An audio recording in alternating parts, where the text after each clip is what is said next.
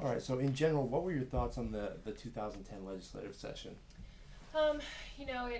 It started much like it did last year, with budgets being sort of the main concern. And although it's something that the ACLU of Idaho watches, because it can have effects on issues that we deal with, we don't generally comment on budget issues or bills.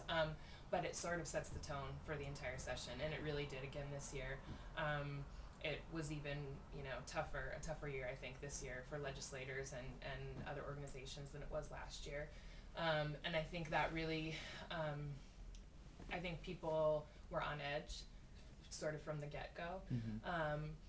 What happened last year with the budget, at least for the ACLU, it seemed like it kept legislators really focused on the budget and sort of moved them away from some of the social issues that they had dealt with in the past. This year it didn't do that as much. Some of those social issues that seem to come up every session dealing with choice or immigration, where last year maybe they were introduced, they didn't really get hearings and didn't go anywhere, and this year we saw them go a little bit farther, depending on what issue we're talking about.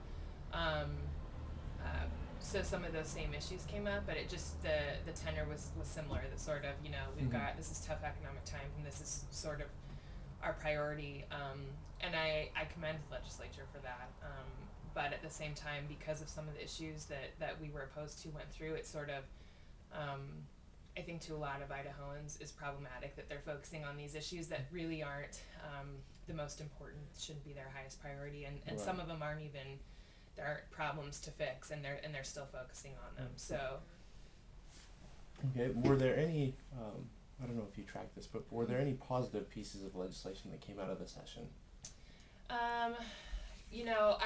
I'm sure there are, and we do track, I tend to track a lot of legislation that we don't necessarily take a major position on. There were a couple criminal justice bills that I think were positive steps. There was one dealing with the rape statutes, and just sort of a simplified, explanation. It dealt with what people commonly know as statutory rape. Right. And when you have, young kids in high school that have made the decision to have sex, you've got kids that are being prosecuted, mainly the young boys are being prosecuted.